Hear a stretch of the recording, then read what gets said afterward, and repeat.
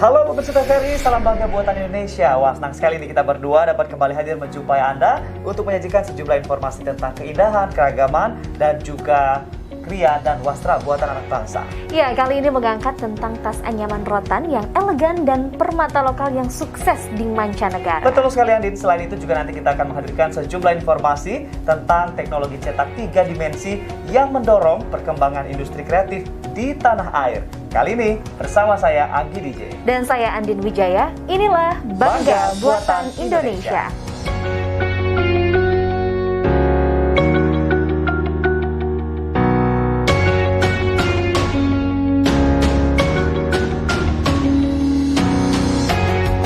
Andin, kamu tahu nggak kalau seandainya pakai tas itu bisa jadi andalan kita untuk tampil modis dan elegan? Oh iya dong Anggi, apalagi kalau pakai tas yang ini nih, tas anyaman rotan dari Kalimantan Tengah. Motifnya boleh klasik, tapi modelnya bagus dan kekinian. Betul sekali, karena selain menyempurnakan penampilan, memakai tas rotan Kalimantan Tengah menunjukkan apa, ayo? Menunjukkan apa ya? Ya, menunjukkan bahwa kita cinta dan bangga dengan buatan Indonesia. Ya udah, kalau gitu langsung kita simak. Ini dia liputannya.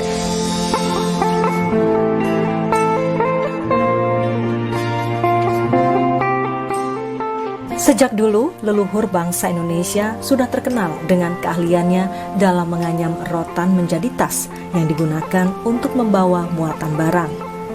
Di Palangkaraya, Kalimantan Tengah, tradisi merotan masih terjaga baik dengan munculnya beberapa UMKM yang fokus pada karya kria dari rotan. Salah satunya adalah Amelia Agustina yang menekuni kerajinan tas dari anyaman rotan. Di tangan terampil Amelia, anyaman rotan dikreasikan menjadi tas-tas elegan bergaya modern. Ia menyelipkan gaya baru pada kreasi anyaman rotan melalui produk tas dengan mengusung jenama Indang Apang. Indang Apang yang dalam bahasa Palangka berarti tas ibu bapak.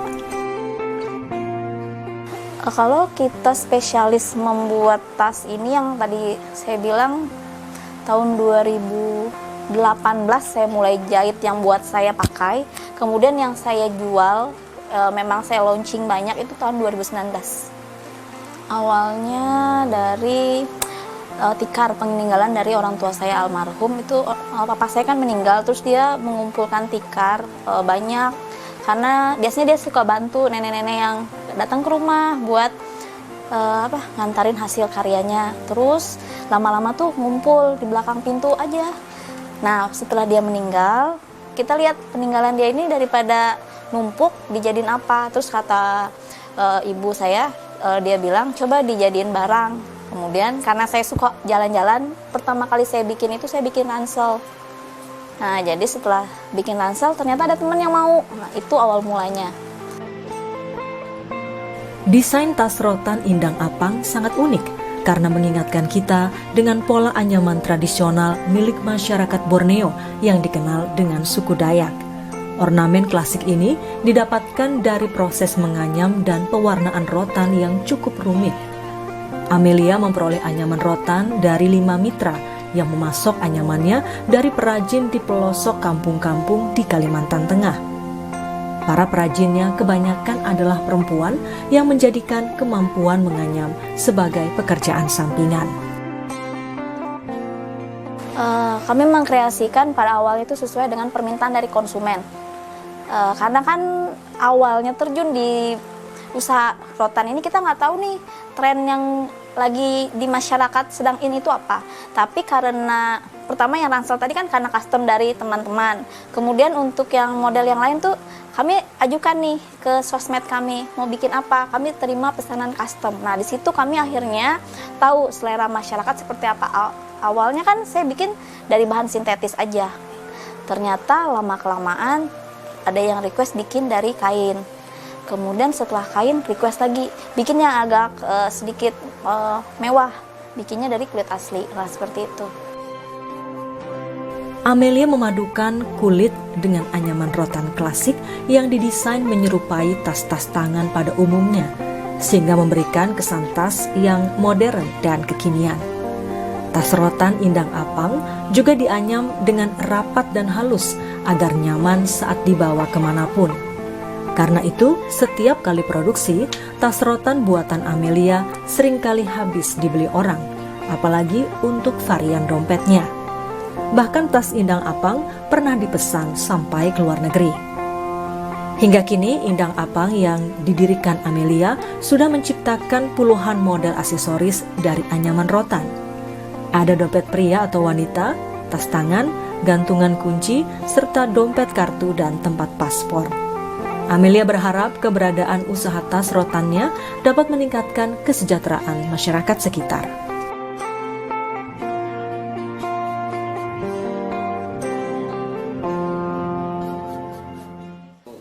Nah pemirsa, itu dia tadi keunikan tas rotan dari Kalimantan Tengah. Unik dan keren banget dong. Tapi tetap harus dirawat ya, biar bisa bertahan lama. Lalu bagaimana cara merawat tas rotan? Kita simak yuk, ini dia cara merawat tas rotan.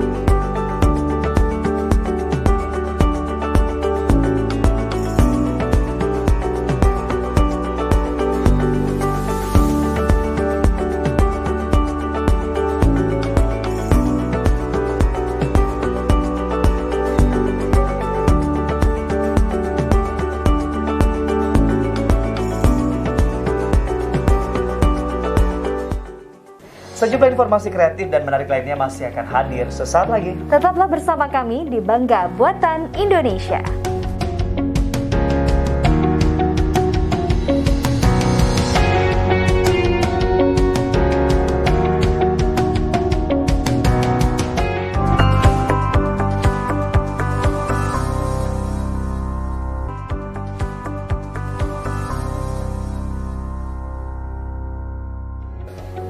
Anggi dan pemirsa, UMKM sebagai tulang punggung ekonomi Indonesia ternyata hampir sebagian besar dikelola dan dimiliki oleh perempuan loh. Betul sekali Andi, nah bahkan banyak yang sukses berbisnis hingga produknya dikenal ke mancanegara. Meskipun awal merintisnya pasti mengalami jatuh dan bangun. Iya, peran perempuan begitu besar dalam membangun UMKM dan memperbaiki kondisi ekonomi terutama di saat pandemi. Nah, kali ini Bangga Buatan Indonesia akan menghadirkan ulasan mengenai peran perempuan yang memajukan UMKM di Kalimantan Tengah.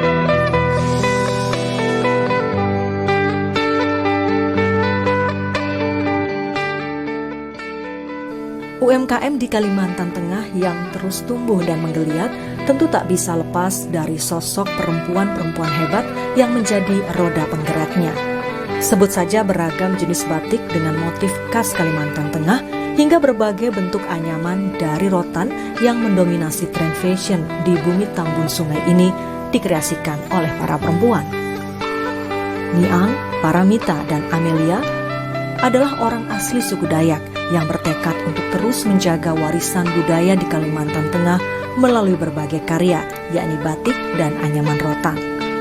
Sementara Umi Taslimah, meski ia warga pendatang di Kabupaten Lamandau, namun Umi berhasil mengenalkan batik khas Lamandau ke penjuru tanah air, bahkan hingga ke pasar internasional. Niang, Paramita, Amelia, dan Umi Taslimah menjalani usahanya dari titik nol sejak bertahun-tahun lalu.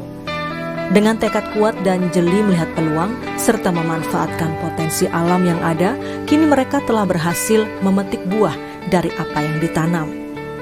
Batik Lamandau Umi Lasega, benang bintik Paramita, anyaman Jawet Niang, dan Indang Apang karya Amelia tak hanya berhasil meraup jutaan rupiah, namun juga berhasil membuat banyak orang ikut berdaya dan mandiri karena melibatkan masyarakat sekitar dalam proses produksinya.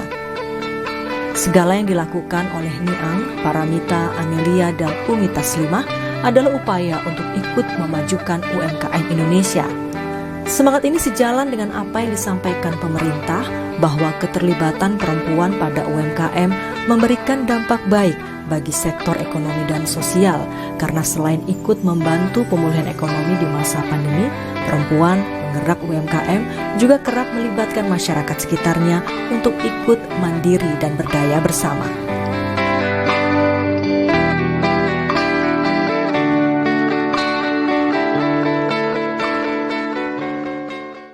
Informasi menarik lainnya akan hadir usai jeda berikut ini. Jangan kemana-mana, Bangga Buatan Indonesia segera kembali.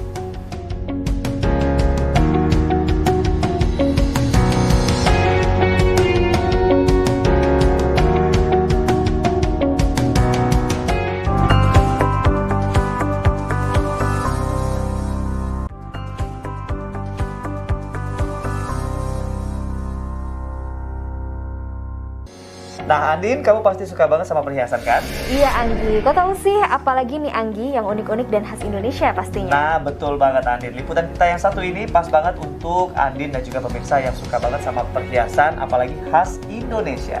Ini ada perhiasan dan aksesoris lokal yang dibuat dari permata atau batu akik dengan desain yang modern pastinya. Yuk kita lihat bersama, ini dia liputannya.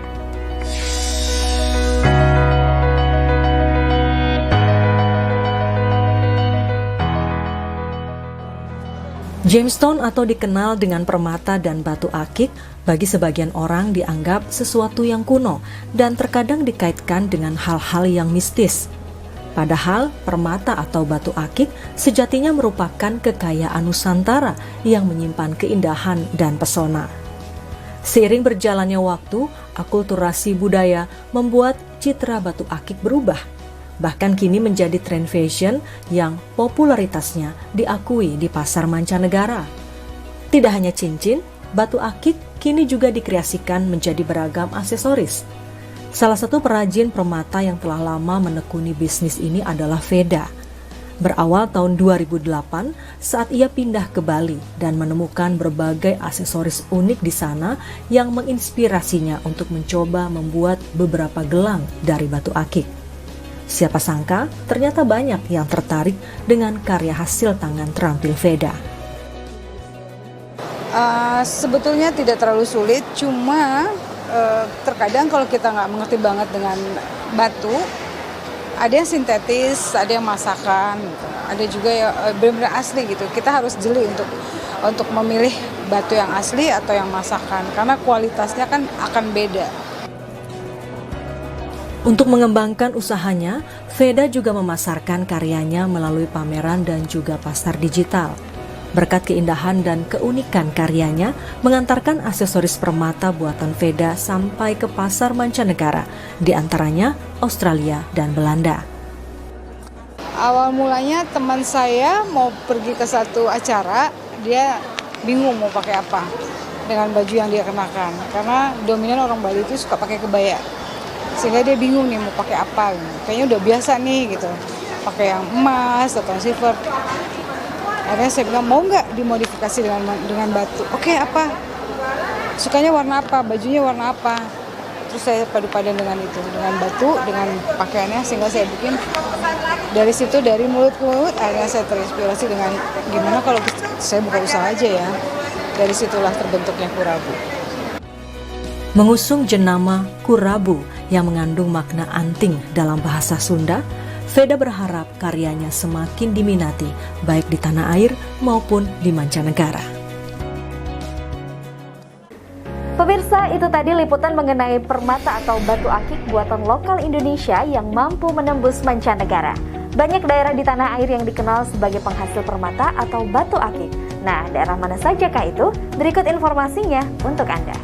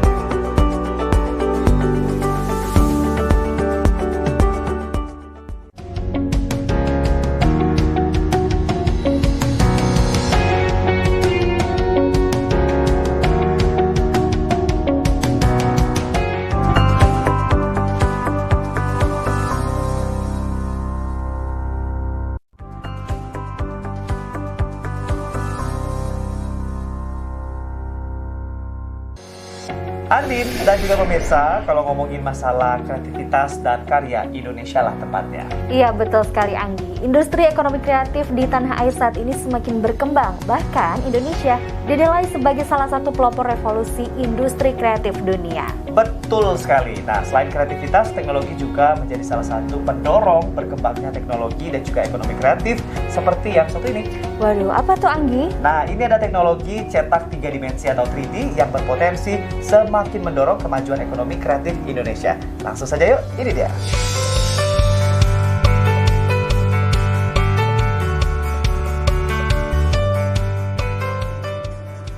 Ekonomi kreatif menjadi salah satu kekuatan ekonomi nasional. Bahkan di tengah pandemi, beberapa subsektor ekonomi kreatif berhasil tumbuh positif. Selain kreativitas, kemajuan teknologi juga berperan besar dalam mendorong industri kreatif.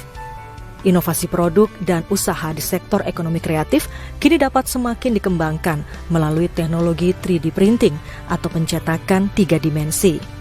Kementerian Pariwisata dan Ekonomi Kreatif menilai 3D printing menjadi solusi bagi pelaku UMKM yang bergerak di industri kreatif karena dapat mendukung proses inovasi produk dan karya secara cepat dengan biaya yang lebih efisien.